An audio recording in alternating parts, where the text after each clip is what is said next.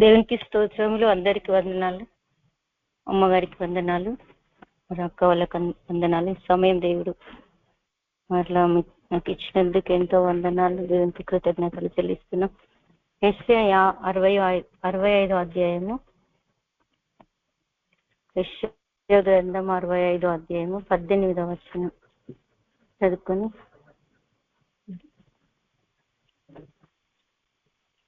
నేను సృజించుచున్న దానిని గూర్చి మీరు ఎల్లప్పుడూ హర్షించి ఆనందించుడి.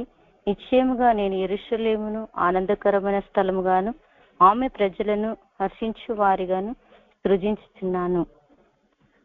ప్రార్థన. పరిశుద్ధుడ మీకు వందనాలు, స్తుతులు స్తోత్రాలు చెల్లిస్తున్నాం తండ్రి. ఇక దేవా, ఈరోజు మీరు మాకు ఇచ్చినటువంటి మాటలు ఈ సముఖంలో ప్రభుత్వం ఏ విధంగా మేము ధ్యానించాలో, ఏ విధంగా మాకు బోధించగలుగుతావో ఆ మర్మము మాకు బయలుపరచు. నా నోట నీ మాటలుంచు. యెరూషలేమును ఆనందంగా హర్షించే వారిగా చేస్తానన్ను. దేవా, ఈ కూడికలో ఏకీభవిస్తున్నటువంటి ప్రతి ఒక్కరి విషయంలో విచారము, దుఃఖము, బాధ పరిస్థితులను కొట్టివేసి ఆనందకరముగా హర్షించే వారిగా యెరూషలేమును నేను చేయబోతున్నాను అంటున్నావు తండ్రి. ప్రభువా, నీ కృప తోడుగా ఉంచు. ఈ సమయం అంతా మీ చేతులకు అప్పగిస్తున్నాను తండ్రి. నీకే మహిమ తెచ్చుకోమని యేసు నామమున ప్రార్థిస్తున్నాం తండ్రి. ఆమేన్. హల్లెలూయా.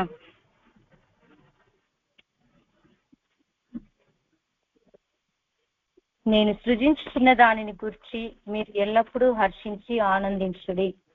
నిశ్చయముగా నేను యెరూషలేమును ఆనందకరమైన స్థలముగా ఆమె ప్రజలను హర్షించు వారినిగా సృజించుచున్నాను.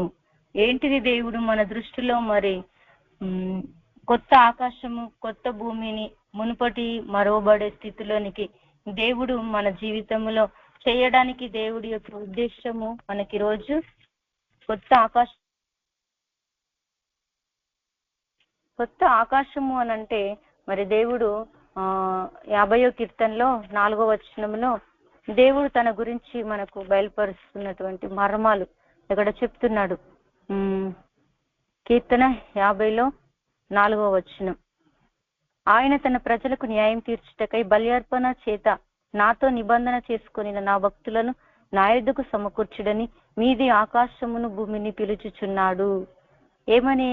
దేవుడు మాట ఎవరైతే వింటారో వాళ్ళ ద్వారా దేవుడు తన భక్తులను, తన కోసం ఏర్పాటు చేసుకున్నటువంటి భక్తులను ఆకాశమును తెమ్మని పిలుస్తున్నాడు అన్నట్టు. అంటే ఎవరైతే ఆత్మచేత కొత్త భూమిగా, కొత్త ఆకాశముగా మనము దేవుని యొక్క ఆత్మీయతలో మరి పౌలు భక్తుడు 2వ కొరింథీ పత్రికలో 1-2 వచనాలలో ఎలాగైతే దేవుడి సన్నిధికి వెళ్ళి మరి ఆ దేవుని యొక్క ఆత్మ మర్మాలను తెలుసుకోగలుగుతాడో అట్లాగే ఆత్మ మర్మాలు మనము కూడా తెలుసుకోవాలి. ఇక్కడ చెప్తాడు 2వ కొరింథీ పత్రికలో 12వ అధ్యాయం 2వ వచనంలో, క్రీస్తునందు ఒక మనుషుని నేను ఎరుగుదును, అతడు 14 సంవత్సరముల క్రిందట 3వ ఆకాశమునకు కొనిపోబడెను. అతడు శరీరముతో కొనిపోబడెనో నేను ఎరుగను, శరీరం లేక కొనిపోబడెనో నేను ఎరుగను, అది దేవునికే తెలియను. అట్టి మనుషుడు నేను ఎరుగుదును, అతడు పరదేశంలోనికి కొనిపోబడి వచింపశక్యము కాని మాటలు వినెను, ఆ మాటలు మనుషుడు పలకకూడదు. అతడు శరీరముతో కొనిపోబడను, శరీరం లేక కొనిపోబడను నేను ఎరుగను, అది దేవునికే తెలియను. తన గురించి తాను ఎలా చెప్పుకుంటున్నాడో చూడండి. అంటే ఒక నూతనమైన అనుభవాన్ని ఆ పౌలు భక్తుడు మరి అనుభవించి, ఒకవేళ నా పేరు చెప్పుకుంటే నేను గర్విస్తానేమో అన్నట్టుగా ఒక మనుషుడిని నేను చూశాను. అదే కొత్త ఆకాశం, అదే కొత్త భూమి. అలాంటి వారిని దేవుడు భూమిని పిలుస్తున్నాడు, ఆకాశమును పిలుస్తున్నాడు. ఎందుకు తెలుసా? తన భక్తులను తన యొద్దకు సమకూర్చడానికి మనకి ఇలాంటి అనుభవం కావాలి. అందుకే నేను సృజించుచున్న దానిని గురించి మీరు ఎల్లప్పుడూ హర్షించి ఆనందించుడి. దేవుడితో సంబంధము కలిగి సృష్టి యావత్తు ఏకగ్రీవముగా దేవుని యొక్క ప్రత్యక్షత కొరకు మరి ప్రసన్న వేదన పడుతుందంట. ప్రసన్న వేదన ఎవరికైతే ఉంటుందో దేవుని యొక్క పిల్లలుగా ప్రత్యక్షతను చూసే అనుభవంలోనికి మనం వెళ్తాం.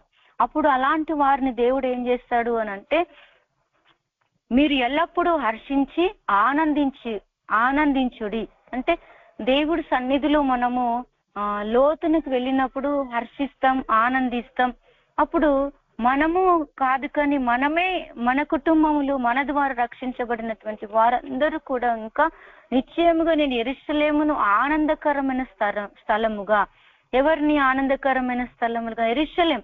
ఎవరైతే యేసు ప్రభువుతో, యెహోవా దేవుడి చేత, యేసే చేత, ఆత్మ చేత ఈ 3 రకాలుగా మనము నడిపించబడతాము.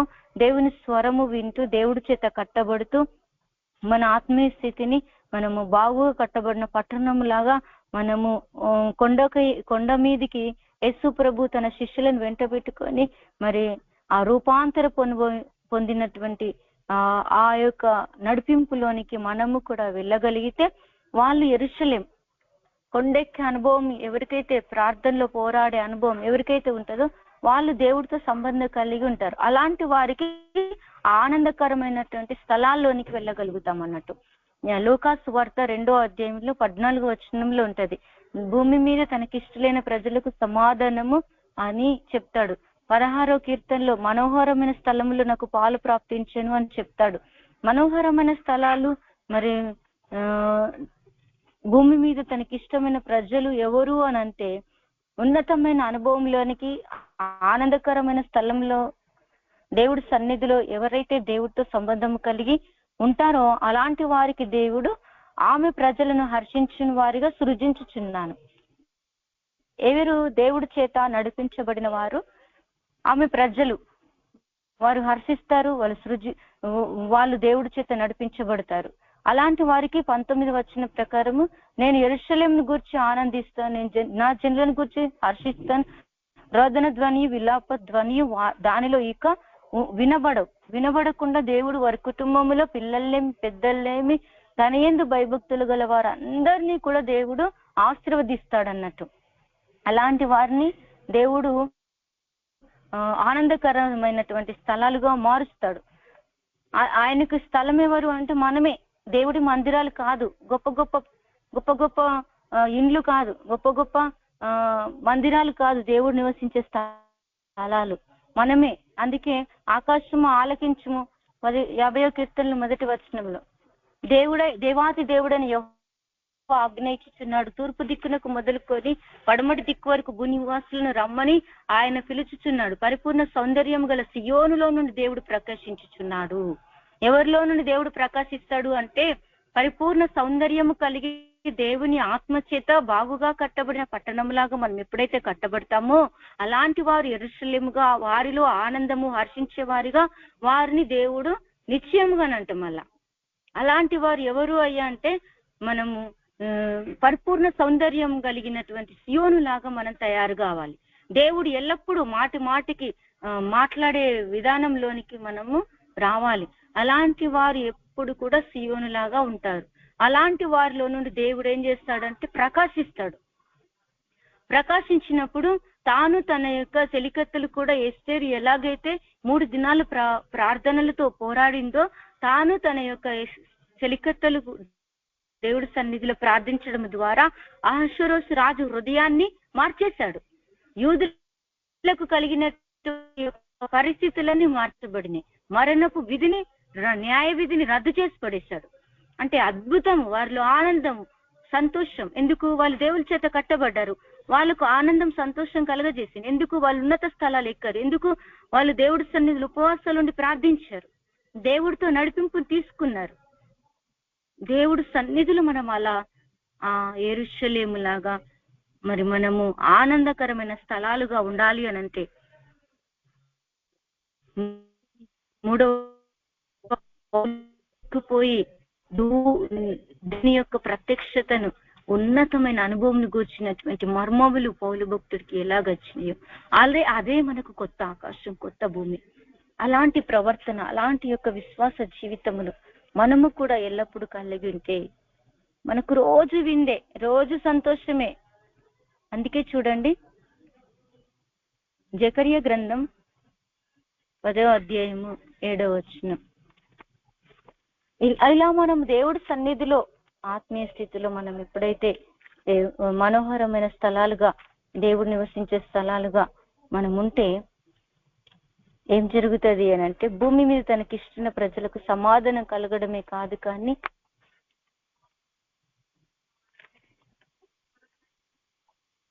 జకర్యా గ్రంథంలో 10వ అధ్యాయంలో ఇచ్చినటువంటి మాట ప్రకారం మనము మన కుటుంబాలు కూడా ఇలా తయారవుతామండి.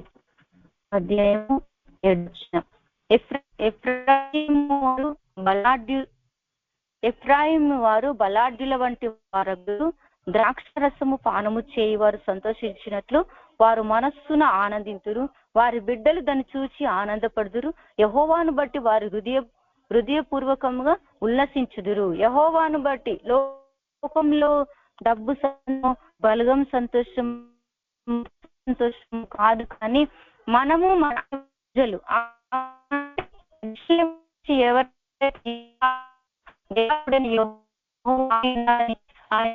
ఎవరైతే ఉంటారో పరిపూర్ణ సౌందర్యం కలిగినటువంటి వ్యక్తులకు దేవుని ఆత్మచేత ప్రవక్తలు ఉపదేశాలు స్థిరపరచబడతామో అలాంటి వారి కుటుంబాలు వాళ్ళే కాదు, కానీ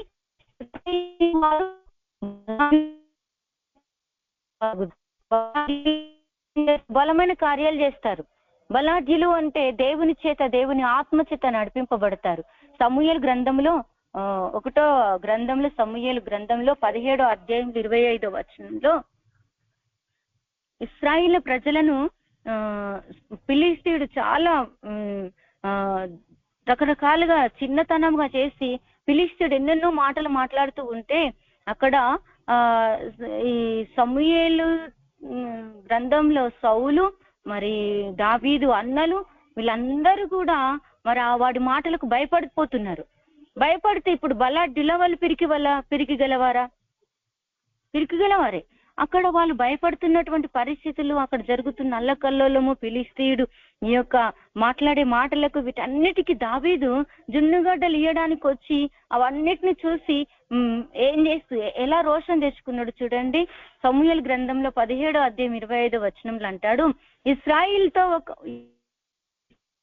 ఇశ్రాయేల్లో ఒకడు వచ్చుచున్న ఆ మనిషిని చూచితిరే, నిజముగా ఇశ్రాయేలును తిరస్కరించుటకై వాడు బయలుదేరుచున్నాడు, వాణ్ణి చంపిన వానికి రాజు బహుగా ఐశ్వర్యం కలుగజేసి తన కుమార్తెనిచ్చేసి వాని తండ్రి ఇంటి వారిని ఇశ్రాయేల్లో స్వతంత్రులుగా చేయుననగా. ఇక్కడ సమూయేలు గ్రంథంలో అక్కడ సమూయేలు మరి గ్రంథంలో సౌలుకు మరి అన్నలకు రకరకాలుగా మరి శత్రువు ఫిలిష్తీయులు భయపెడుతుంటున్నప్పుడు ఈ దావీదు అన్ని వింటున్నాడండి. వింటూ ఇక్కడ అంటున్నాడు, దావీదు ఏమని వింటున్నాడు అంటే 23వ వచనంలో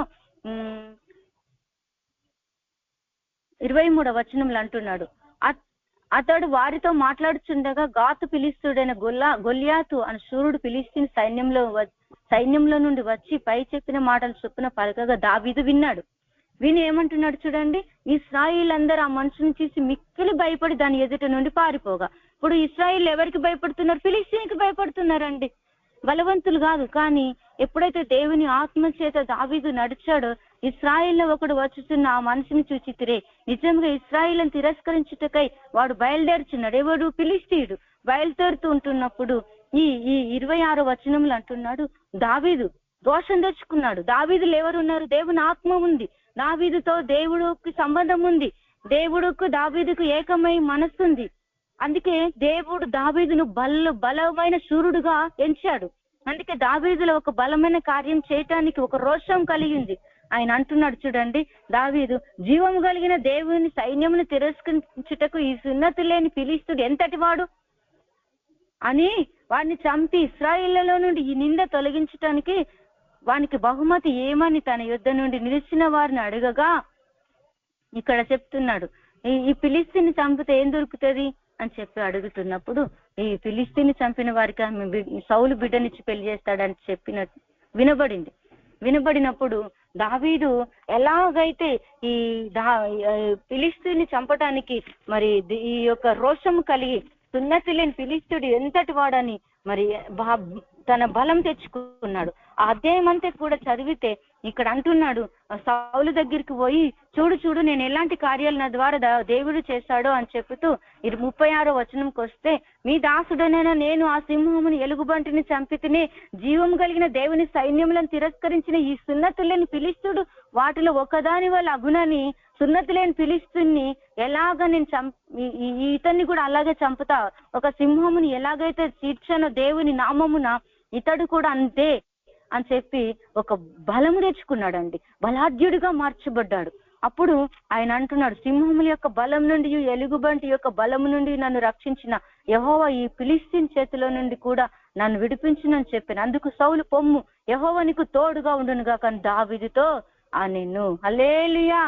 దేవుడు ఎవరికైతే తోడుంటారో వాళ్ళు బలాఢ్యులుగా దేవుని కార్యాలు చేస్తారు. అందుకే ఇక్కడ చెప్తున్నాడు ఈ 10వ అధ్యాయంలో 7వ వచనంలో జకర్యాలో, ఎఫ్రాయిము వారు బలాఢ్యుల వంటి వారగుదురు. ఇప్పుడు తన అన్నలందరూ కూడా శరీర సంబంధంగా ఫిలిష్తీన్కి భయపడుతున్నాడు, కానీ దావీదు మాత్రం దేవుడి చేతిలో బలమైన కార్యాలు జరిగించాడు. ఈరోజు దేవుడు నువ్వు సౌలు భయపడినట్లుగా, దావీదు అన్నలు భయపడినట్లుగా మన ఆత్మీయ స్థితి ఈ కాలంలో ఉండకూడదు తెలుసా. అలాంటి వారిని దేవుడు యెరూషలేములో ఆనందం కలగజేయబోతున్నాడు, వారిని దేవుడు ఆశీర్వదించబోతున్నాడు. వారిని కూడా, వారి పిల్లలను కూడా, వారి బిడ్డలు దాన్ని చూసి ఆనందింతురు, యెహోవాను బట్టి హృదయపూర్వకంగా ఉల్లసించుదురు. శత్రువు చనిపోతే సంతోషం ఉంటుందా, భయం ఉంటుందా?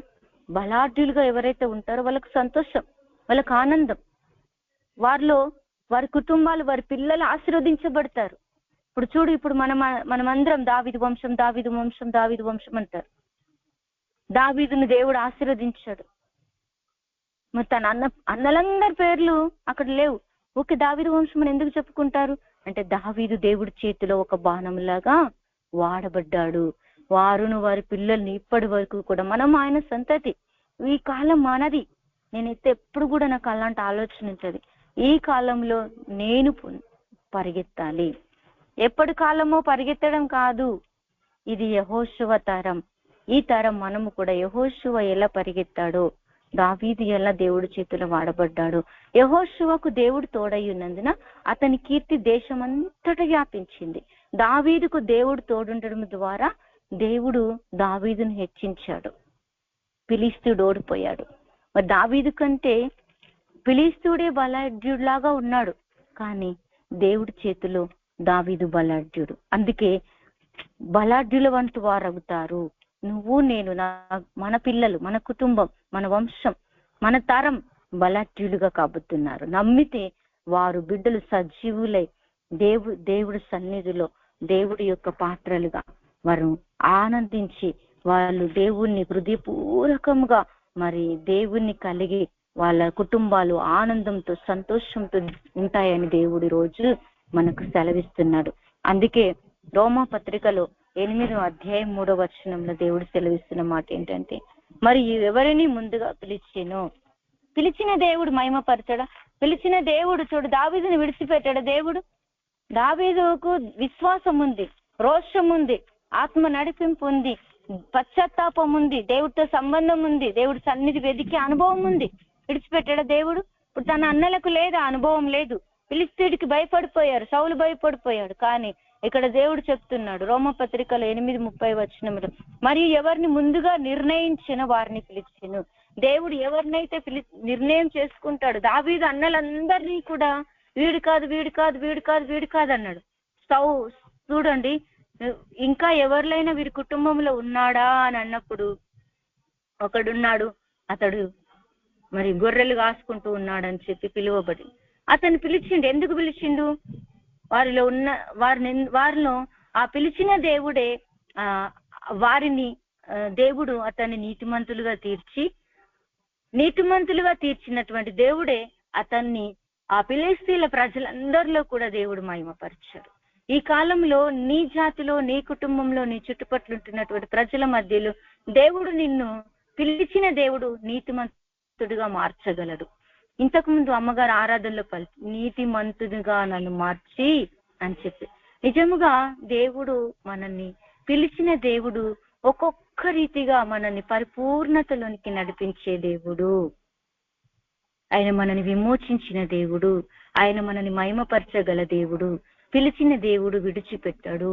ఆయన విడువను ఎడబాయను అన్నాడు. నేను మహిమపరచటానికే మన కుటుంబంలో, మన ప్రాంతంలో, మన జాతిలో, మన మతంలో, మన ఊర్లలో మనల్ని ఒక్కొక్కరిని ఒక్కొక్క స్థలంలో ఒక్కొక్క జ్యోతిగా, నక్షత్రం లాగా మనలను ప్రకాశింప చేయటానికి, పరిపూర్ణంగా మనని మార్చటానికి దేవుడు ఎన్నుకున్నాడు.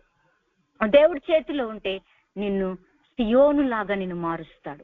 సియోనులాగా నిన్ను మార్చడమే కాదు, కానీ నీలో నుండి ఆయన ప్రకాశించేటట్టుగా నిన్ను నన్ను ఒక వ్యక్తిగా మార్చుకొని మనని పనికొచ్చే పాత్రలాగా తయారు చేస్తాడు. అందుకే మీది ఆకాశమును ఆయన పిలుస్తున్నాడు. ఎవరిని పిలుస్తాడో వాళ్ళని దేవుడు మళ్ళీ, ఎవరైతే ఉన్నతమైన అనుభవంలోనికి వెళ్తారో వాళ్ళే ఆనందకరమైన స్థలంలో ఆశీర్వాదకరముగా, హర్షించే వారిగా, యెరూషలేముగా, ఆనందించే స్థలాలుగా వారిని దేవుడు తయారు చేయబోతున్నాడు. ఈ రోజు నీకు ఇది ఇష్టమేనా? సౌలును పిలిచాడు దేవుడు, పిలిచి ఇడిచిపెట్టాడా? అన్నయ్య దగ్గరికి పంపాడు, పేతురు యొద్దకు పంపాడు, సత్యాలు బోధించాడు. ఒకరు సత్యాలు మర్మాలు బయలుపరచడం ద్వారా మరి అననీయను ఒక మనుషుడి దగ్గరికి సౌలుగా ఉన్నట్టు అతను వెళ్ళినప్పుడు పరిశుద్ధాత్మకు బాప్తిస్మ అనుభవంలోనికి బోధించాడు, పరిశుద్ధాత్మ అనుభవంలోనికి బోధించాడు, నడిపించాడు, సత్యం గురించి, నీతిని గురించి బోధించాడు. సౌలు పరిశుద్ధాత్మను పొందుకొని రక్తం చేత కడగబడి పరిశుద్ధపరచబడి చూడండి ఆయన అపోస్తులుగా మార్చబడి 14 పత్రికలు రాశాడండి. అసలు నాకైతే అవన్నీ అధ్యాయాలు చదువుతున్నప్పుడు చాలా సంతోషం అనిపిస్తుంది. ఒకప్పుడు పాపి, ఒకప్పుడు మరి నరహంతకుడు, ఒకప్పుడు దేవుడిని దూషించినటువంటి వాడు, కానీ అగ్రిప్ప రాజుకు దేవుడు ఏమైతే బోధిస్తాడో అగ్రిప్ప రాజుకు సమస్తం బోధిస్తాడండి. 27 అధ్యాయములు అపోస్తుల కార్యములు తాను చూసినవి, తాను పొందినవి, తాని యొక్క అనుభవాలు, ఉన్నతమైనటువంటి సత్యాలను మరి ఇతరులకు బోధిస్తా ఉన్నాడు. అదే నీకు ఎప్పుడైతే ఆ కొండెక్కే అనుభవం, ఎప్పుడైతే ఆకాశమునకు ఎక్కిపోయే అనుభవం, 3వ ఆకాశమునకు ఎక్కిపోయే అనుభవం, దేవుడితో సంబంధము కలిగి అలాంటి వాళ్ళు వారికో కాదు కానీ వారి పిల్లలే కాదు కానీ మరి ఇంకా ఆనందము, సంతోషం వారి యొక్క సంతతిలో కూడా ఈ యుగ యుగాలు దేవుడు ఆశీర్వాదకరంగా మారుస్తాడు. అందుకే పిలిచిన దేవుడు నమ్మకస్తుడని నమ్మాల. మరియు ఎవరిని ముందుగా నిర్ణయం చేసుకున్నాడు, నిర్ణయం చేసుకుని నిన్ను విడిచిపెట్టాడు దేవుడు. నిర్ణయం చేసుకున్న దేవుడు నిన్ను నీతిమంతులుగా తన రక్తంతో కడిగి పరిశుద్ధపరిచి నీతిని గురించి, లోకాన్ని గురించి, పాపం గురించి బోధిస్తాడు. ఎప్పుడు బోధిస్తాడంటే పిలిచిన పిలుపుకు మనం లోబడాలి. పిలిచిందని చెప్పుకోవడం కాదు, పిలిచిన దేవుడు చేతిలో ఉండాలి. ఇశ్రాయేలులారా మీరు యెహోవా చేతిలో ఉన్నారంటాడు ఇర్మియా ప్రవక్త. ఇశ్రాయేల్ అందరూ కూడా తోవ తప్పిపోయినప్పుడు, వాళ్ళు శిక్షలో పాలైనప్పుడు, వాళ్ళు మంటి కుండను ఎలాగైతే ఆ కుండకు రంధ్రం పడి ఎప్పుడైతే ఆ కుండలో నుండి నీళ్లు కారుతాయో, ఆ కుండలో నీళ్లు కారిన కుండ పనికొస్తుందా? పనికిరాదని చెప్పి ఏం చేస్తారు, ఆ కుండకు చేసినట్లే నేను మీకు చేయలేదా? ఆ కుండను ఏం చేస్తాడు తెలుసా? నీళ్లతో తొక్కి దాన్ని పగలగొట్టి నీళ్లతో తొక్కి మళ్ళీ మెత్తగా చేసి మళ్ళీ రంధ్రం లేకుండా ఆ కుండను ఏ కుండలాగా చేయాలో, ఏ కుండలాగా సిద్ధపరచాలో అట్లా చేయడానికి మరి కుమ్మరి వాని పాత్రలాగా నేను మిమ్మల్ని చేయటానికి, మరి కుమ్మరి వానికి మంటి మీద ఎలాగైతే హక్కు ఉందో మిమ్మల్ని నేను మళ్ళీ పాత్రగా తయారు చేయటానికి నాకు హక్కు లేదా అని చెప్పి ఇర్మియా ప్రవక్తకు దేవుడు ప్రత్యక్షమయ్యి మాట్లాడుతూ ఉంటాడు. ఈ రోజు నేను కుమ్మరి వాని చేతిలో కుండ ఎలా ఉంటుందో దేవుడి చేతిలో పిలిచిన మనం, పిలువబడిన తర్వాత అనేక పరీక్షలు మన జీవితంలో ఎదురైతే, అనేక రకమైనటువంటి మరి సమస్యలు మన జీవితంలో ఎదురైతే, ఒక వాక్యం వచ్చిందనుకో వాక్యాన్ని బట్టి మనకు పరీక్షలు వస్తాయి, ఒక ప్రత్యక్షత వచ్చిందనుకో ఆ ప్రత్యక్షతను బట్టి మనకు పరీక్షలు వస్తాయి, ఒక దర్శనం, ఒక ప్రవచనం మన జీవితంలో వచ్చిందనుకో దాన్ని బట్టి మనకు పరీక్షలు వస్తాయి. ఆ పరీక్షల్లో మనం ఎప్పుడైతే తీర్చబడతామో, మార్చబడతామో, పరిపూర్ణంగా దేవుడి చేతిలోనికి వెళ్తామో, ఆ పరిపూర్ణ సౌందర్యములో నుండి ఆ పరిపూర్ణ సౌందర్యం కలిగిన సియోను లాగా మనం తయారవుతాము, పనికొచ్చ పాత్రగా తయారు అవుతాము. వాళ్ళే దేవుడికి బాగుగా కట్టబడిన ఆనందం పాత్రలాగా, యెరూషలేము లాగా ఒక పట్టణములాగా మనం కట్టబడినప్పుడు అదే వారిలో సంతోషం, ఆనందం, అనేకులు కూడా ఆదరించబడే పాత్రలాగా మనం తయారవడమే. అలాంటి కుటుంబాల్లో ఆనందం, సంతోషం, ఉత్సాహం ఉంటదండి. అదే కొత్త ఆకాశం, కొత్త భూమి సృజించిండు. అలాంటి పాత్రగా దేవుడు మనల్ని సృజించాలనే ఆశ దేవుడికి. అలాంటి వారిని తయారు చేయడానికి దేవుడు చిత్తము కలిగి ఎవరైతే నడవాలని ఆశపడతారో వారిని ఈరోజు నిన్ను అలా తయారు చేయాలనుకుంటున్నాడండి. నిన్ను నీతిమంతులుగా చేసి నిన్ను మహిమపరచాలనుకుంటున్నాడండి. దేవుడు నిన్ను మహిమపరచాలనుకుంటున్నప్పుడు నీవు నేను సొంత ఆలోచన ప్రకారం నడిస్తే అది ఎవరి తప్పు? మన లోపమే కదా దేవుడి చేతిలో ఉండకపోవడం.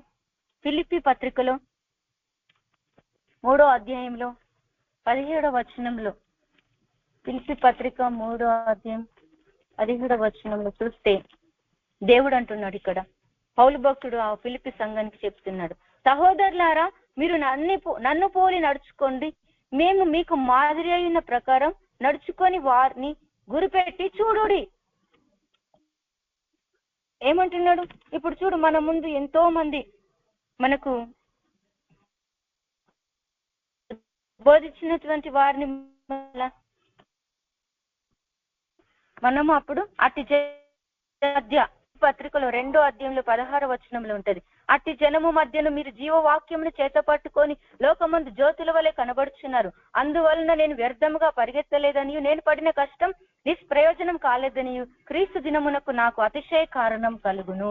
మనము చూడండి, ఈ సహోదరులారా మీరు నన్ను పోలి నడుచుకోండి అన్న మాట లోకంలో మనము ఒక జ్యోతిలాగా జీవవాక్యము మనం చేత పట్టుకొని వక్ర జనము మధ్యలో మనము ఇలా నడిచామనుకోండి, మనము పితరులు అడుగు జాడలు నడిచినట్లే. అప్పుడు మన పితరుల సువార్త మనకు అందించినది నిష్ప్రయోజనం కాదు.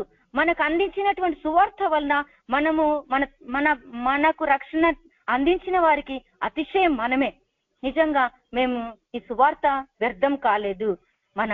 ఇప్పుడు చూడండి, మేడం గారు నాకు చాలా పరిపూర్ణతలోనికి, సత్యంలోనికి, పరిశుద్ధాత్మ నడిపింపులోనికి, మరి ఆత్మ వరములోనికి, దైవికమైనటువంటి పరిపూర్ణతలోనికి ఎన్నో సత్యాలు బోధిస్తూ నన్ను బలపరుచుకుంటూ వచ్చింది. ఇప్పుడు ఒకవేళ అవన్నీ కూడా నాలో నిలబడలేవనుకో, ఇప్పుడు సువార్త అందించినది ప్రయోజనం ఉంటుందా? వ్యర్థమైపోతుంది. ఒకవేళ దాన్ని అనుసరించి ఇప్పుడు నేను నడవడం ద్వారా ఇప్పుడు నేనే మేడం గారికి ఒక అతిశయ కిరీటం లాగా, ఇప్పుడు ఘనతకు కారణంగా నేను అందించిన సువార్త వ్యర్థం కాలేదు, ఆమె దేవుడి చేతిలో ఉంది అని సంతోషం పడితే మంచి సాక్ష్యం ఇస్తుంది. అట్లా ఇప్పుడు పౌలు భక్తుడు అంటున్నాడు ఫిలిప్పీ సంఘానికి, మీరే నాకు అతిశయము. ఎందుకు? నేను పడిన ప్రయాసం, నేను బోధ చేసిన బోధ వ్యర్థం కాలేదు. అందుకే మీరు ఎలా ఉండాలి? ఈ విధంగా ఉంటే నాకు సంతోషం అని చెప్తూ, సహోదరులారా మీరు నన్ను పోలి నడుచుకోనండి, మేము మీకు మాదిరిగా ఉన్నాం. ఎలాగ మేము మీకు మాదిరిగా ఉన్నామో ఆ ప్రకారం మీరు నడుచుకునే వారిని చూసి గురిపెట్టి చూడండి. ఎప్పుడు కూడా మనము చిన్న సమస్య వచ్చినా, బాధ వచ్చినా మన యొక్క పితరులు, మన యొక్క ప్రవక్తలు ఎలా నడిచారు అని చెప్పి మనం గ్రహించాలి. ఎబ్రీ పత్రికలో 13వ అధ్యాయములో 7వ వచనంలో ఉంటది ఆ మాట, మీపై నాయకులు ఉన్న వారిని గురిపెట్టి చూడండి, వాళ్ళ ప్రవర్తన ఫలాన్ని శ్రద్ధగా తలంచుకోండి, అందుకే లోకంలో మీరు జ్యోతిలాగా ఉండాలి అంటే ఇలా ఉండండి అని చెప్పి పౌలు భక్తుడు మళ్ళీ హెబ్రీ సంఘానికి వచ్చి చెప్తున్నాడు. మీకు దేవుని వాక్యం బోధించి మీ పై నాయకులుగా ఉన్న వారిని జ్ఞాపకం చేసుకొని, మన పై నాయకులు ఏం చేశారు? జయించారు. దేవుని యొక్క ప్రవక్తలను చూసి, దేవుని యొక్క అడుగు జాడల్లో మరి ఆ పౌలును గాని, పేతురును గాని, మరి పాత నిబంధనల భక్తులను కానీ, కొత్త నిబంధనల భక్తులు కానీ వారి యొక్క అనుభవాలు ఎలా ఉన్నాయి, వాళ్ళు ఎలా నడిచారు, మనం ఎలా నడిచామని చెప్పి వాళ్ళు గ్రహించి మన పితరులు బోధించి మరి ఈ రోజు వరకు కూడా మనకు ఒక మాదిరికరంగా ఉన్నారు. ఇప్పుడు మీకు దేవుని వాక్యం బోధిస్తున్నారు. బోధించిన వారిని మనం ఏం చేయాలా? మనము జ్ఞాపకం చేసుకోవాలా. జ్ఞాపకం చేసుకున్నాం అనుకో ధైర్యం కలుగుతుంది. ఇప్పుడు పౌలు భక్తుడు అంటాడు ఫిలిప్పీ పత్రికలో 4వ అధ్యాయంలో 13వ వచనంలో అంటాడు, నేను బలహీనతలో ఎప్పుడైతే ఉన్నానో అప్పుడు దేవుడు నాకు బలం కలుగజేశాడు, అందుకే ఈరోజు నేను మీకు సాక్ష్యం ఇస్తున్నాను అని చెప్తాడు. చూడండి 4వ అధ్యాయం 13వ వచనం, నన్ను బలపరచు అని యందు నేను సమస్తము చేయగలను. ఎప్పుడు? పౌలు భక్తుడు దేవుని యందు గురిపెట్టి నడుచుకున్నాడు కనుకనే ఆయన సమస్తం చేయగలిగి ఉన్నాడు. ఇప్పుడు చూడండి, పౌలు భక్తుడు ఇక్కడ కొరింథీ ఫిబ్రవరి పత్రికకు వస్తే, మీకు దేవుని వాక్యం బోధించి మీ పై నాయకులుగా ఉన్న వారిని జ్ఞాపకం చేసుకొని వారి ప్రవర్తన ఫలమును శ్రద్ధగా తలంచుకొని వారి విశ్వాసమును అనుసరించండి. ఇప్పుడు పౌలు భక్తుడు విశ్వాసముతో నన్ను బలపరచువాని ఎందు నేను సమస్తము చేయగలను. ఎందుకు? దేవుడు పౌలు భక్తుడు ఏ స్థితిలో ఉన్నా ఆ స్థితిలో దేవుని కలిగి నడుచుకున్నాడు కనుక, సహోదరులారా మీరు నన్ను పోలి నడుచుకోనండి అని చెప్పి గలతీ సంఘస్థులకు కూడా చెప్తా ఉంటాడు 4వ అధ్యాయం 12వ వచనంలో. ఇప్పుడు మనం ఎప్పుడు కూడా బలహీనలను చూసి పలానా వాళ్ళు దేవుని నమ్ముకున్నారు ఏం జరిగింది అనేటికంటే, బలవంతులను చూసి వాళ్ళు దేవుని కలిగి ఎలా పోరాడుతున్నారని చూసి మనం నడుచుకోవాలి. నాకు ఎప్పుడు అదే ఆశ. కీర్తనల గ్రంథంలో 16వ అధ్యాయంలో ఒక మాట ఉంటది, భూమి మీద ఉన్న భక్తులే శ్రేష్ఠులు, వారు నాకు కేవలం ఇష్టలు. కేవలం భక్తుల యొక్క చరిత్ర చూసి మనం అనుసరించి నడవాలి. కానీ కొంతమంది ఏం చేస్తారు తెలుసా? భక్తులను చూడరు, దేవుని భక్తులను చూడక, దేవుని భక్తులను ఇష్టపడక, సత్యమును బోధిస్తే ఇష్టపడక, భిన్నమైన సువార్త తట్టు తిరిగి మరి మర్చిపోవడం ద్వారా ఏమైపోతుంది?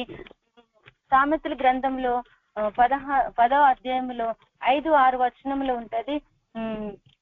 5-6 వచనంలో ఏమని ఉంటదంటే, వేసవి కాలమున కూర్చువాడు బుద్ధిగల కుమారుడు, కోతకాలమందు నిద్రించేవాడు సిగ్గుపరచు కుమారుడు. నీతిమంతుని తల మీదకి ఆశీర్వాదములు వచ్చును, బలత్కారం భక్తిహీని నోరు మూసివేస్తుంది. నీతిమంతులను జ్ఞాపకం చేసుకుంటే ఆశీర్వాదకరం అవుతుంది, భక్తిహీనుల పేర్లు అసహిత పుట్టిస్తుంది. ఇప్పుడు నీతి మార్గంలో ఉన్న వారిని చూసి భూమి మీద ఉన్న భక్తులే శ్రేష్ఠులు, వారు నాకు కేవలం ఇష్టలు అని వారి యొక్క అడుగు జాడలను గుర్తిస్తూ మనం ఎప్పుడైతే నడుచుకుంటామో, నీతిమంతుని జ్ఞాపకం చేసుకుంటాం, మనకు ఆశీర్వాదం. ఇక నువ్వు భక్తిహీనులనే జ్ఞాపకం చేసుకుంటూ వాడు ఇట్లా చేశాడు, వీడు ఇట్లా చేశాడు, వాడు మోసం చేశాడు, వాడు ఇట్లా చేస్తాడు అని చెప్పి ఎప్పుడు భక్తిహీనుల పేర్లే తలంచుకున్నాం అనుకో, యెహోవాను విడిచి వేరొకరిని అనుసరించి వారికి శ్రమలు విస్తరించినని 16వ కీర్తనలు ఉన్నట్లుగా ఆ కిందికి ఇక మనము శ్రమలోనికి వెళ్ళిపోతాం. అందుకే ఎప్పుడు కూడా జయించిన వారి యొక్క విశ్వాస జీవితమును గురిపెట్టి చూసినాం అనుకోండి, మనము కూడా జయించగలుగుతాం. అందుకే యెహోవాను విడిచి వేరొకరిని అనుసరించే వారిని చూసామనుకో మనం శ్రమల పాలవుతాం. కనుక ఆనందకరమైన స్థలాల్లో మనం నివసించాలి అని అంటే మనము బుద్ధిగల కుమారుడు లాగా ఉండాలి. నీతిమంతుణ్ణి తల మీదకి అప్పుడు ఆశీర్వాదం వస్తుంది. అప్పుడు నీతిమంతుని జ్ఞాపకం చేసుకుంటే ఆశీర్వాదం. ఎప్పుడు కూడా మనం ఇది చూడాలి. చాలా మంది ఎవరైనా నష్టపోయింది అనుకో, ఫలానా వాళ్ళు దేవుణ్ణి నమ్ముకున్నారు కదా, అట్లా ఎందుకు అయింది, అవే ఆలోచనలు వస్తాయి. కానీ మరి భక్తులు జయించి మంచి మంచి సాక్ష్యాలు ఉన్న వాళ్ళని చూసి మనం ధైర్యం తెచ్చుకోమండి. ఈరోజు దేవుడు అదే మనకు హెచ్చరిస్తున్నాడు. వారి కుటుంబాలను, వారి పిల్లలను నేను దీవించబోతున్నాను అంటున్నాడు. ఇక్కడ చూడండి, యెషయా 60వ అధ్యాయములు 18 నుంచి చదివితే, నేను యెరూషలేమును గూర్చి ఆనందించదను, నా జనులను గూర్చి హర్షించదను. రోదన ధ్వనియు 19, రోదన ధ్వనియు విలాప ధ్వనియు దానిలో ఇక వినబడవు. అక్కడ ఇంకను కొద్ది దినములే బ్రతుకు, శిష్యులుండరు. ఎందుకు? శిష్యులు చనిపోతున్నారు. ఇప్పుడు నుంచి దేవుడు యెరూషలేముగా మార్చబోతున్నాడు కనుక వాళ్ళ కుటుంబములలో నష్టములు కష్టాలు ఉండవు, ఆత్మలు వచ్చి వెళ్ళిపోరు. కాలము నిండని ముసలి వారు ఉండరు. అంటే కాలం నిండనంటే మంచిగా వృద్ధాప్యం మంది పాతి పెట్టేవారిగా ఉంటారు, మధ్యవర్తులుగా చనిపోరు. బాలురు 100 సంవత్సరాల వయస్సు గల వారి చనిపోదురు. పాపాత్ముడై శాపగ్రస్తుడగువాడు సహితం 100 సంవత్సరాలు బ్రతుకును. జనులు ఇండ్లు కట్టుకొని వాటిలో కాపురముందురు, ద్రాక్ష తోటలు నాటించుకొని వాటి ఫలములు అనుభవింతురు. ఎవరు? ఇవన్నీ కార్యాలు ఎవరికి జరుగుతాయి అని అంటే, కొత్త ఆకాశముగా, కొత్త భూమిగా ఎవరినైతే దేవుడు వారిని సృజిస్తాడో, ఎవరినైతే దేవుడు వారిని తయారు చేస్తాడో, యెరూషలేముగా, ఆనందకరమైన స్థలముగా, మరి హర్షించేవారిగా, యెరూషలేముగా దేవుడి చేతిలో ఎవరమైతే మనం ఉంటామో వాళ్ళని దేవుడు ఇట్లా తయారు చేస్తాడు. ఇది తయారు చేయబడటానికి మనము దేవాది దేవుడైన దేవుడు పిలిచినప్పుడు మనం ఆయన చేతిలో ఉండాల. దేవుడు మీది ఆకాశం మనం చెప్తున్నామనుకో, ఇంకొకరిని పిలుస్తాడు దేవుడు. తెలుసా? ఈరోజు మిమ్మల్ని పిలుస్తున్నాడు. పిలిచిన దేవుడు నీతిమంతులుగా మార్చి మహిమపరచాలనుకుంటున్నాడు, ఘనపరచాలనుకుంటున్నాడు. రోమపత్రికలో ఉంటది 2వ అధ్యాయం 10వ వచనంలో, దేవుడు గ్రీసు దేశస్తులేమిని యూదులనేమిని ఎవరైతే దేవుడు చిత్తానుసరంగా ఆత్మ సంబంధమైనటువంటి మారు మనస్సు కలిగి మనం ఎప్పుడైతే ఉంటామో అట్టి వారికి సమాధానం, మహిమై, ఘనతయు కలుగుతాయంట. దేవుడు మనల్ని హెచ్చించాలనుకుంటే, దేవుడా మేము ఇప్పటి నుంచి ఈ వాక్య ప్రకారం మేము ఉంటాం, బలపరచవాని నేను సమస్తం చేయగలన్న మాట ప్రకారం నీ చేత నేను బలపరచబడతా, ఇప్పటి నుంచి నేను ఒక యెరూషలేముగా కట్టబడాలా, నేను ఒక ఆనందకరమైన స్థలంగా కట్టబడాలా, యెరూషలేముగా బాగుగా కట్టబడిన పట్టణంగా తయారు కావాలా, నాకు ఆశ ఉందయ్యా అని రోజు ఒక చిత్తం చేసుకుంటే, తీర్మానం చేసుకుంటే, దేవుడు వారిని, వారి పిల్లలను సజీవులుగాను, దేవుడు వారిని బలాఢ్యులుగాను, బలవంతులుగాను, సంతోషించే వారిగాను దేవుడు తయారు చేయబోతున్నాడు. ఏ సమస్య ఉందో, ఈ రోజు దుఃఖం ఉందో, ఏ విచారం ఉందో, ఏ పరిస్థితులనే దేవుడు కొట్టివేయబోతున్నానని సెలవిస్తున్నాడు. అందుకే మనోహరమైన స్థలములుగా మనం మార్చబడదాం. దేవుడు భూమి మీద తనకిష్టమైన ప్రజలుగా దేవుడు వారికి సమాధానం ఇవ్వబోతున్నాడు. ఈ యొక్క కూడిక ప్రార్థనలో మరి ఏ స్థలాలు ఉన్నారు, వారి కుటుంబంలో సమాధానం లేని పరిస్థితుల్లో ఒకవేళ ఈ కూడికలో కనుక రేకీభవిస్తే దేవుడు వారిని హర్షించే వారిగా మార్చబోతున్నాడని దేవుడి రోజు వాక్యం మనతో మాట్లాడుతుంది. ఈ వాక్య ప్రకారం మనం తీర్మానం చేద్దాం. తీర్మానం చేయబడిన తర్వాత ఈ వాక్యాన్ని బట్టి మనకు పరిస్థితులు వచ్చినప్పటికీ కూడా కదిలిపోకుండా దేవుని చిత్తానుసరంగా నడవడానికి మనకు మనమే అప్పగించుకుందాం. ఈ వాక్యం, ఇటు వాక్యం దేవుడు మన హృదయములలో స్థిరపరచబడును గాక. యేసు నామమున ప్రార్థిస్తున్నాం తండ్రి, ఆమేన్. అక్క వాళ్ళ సమయం తీసుకుంటారు. అందరికీ వందనాలు. Praise Lord. Praise Lord. ఉంటా అక్క.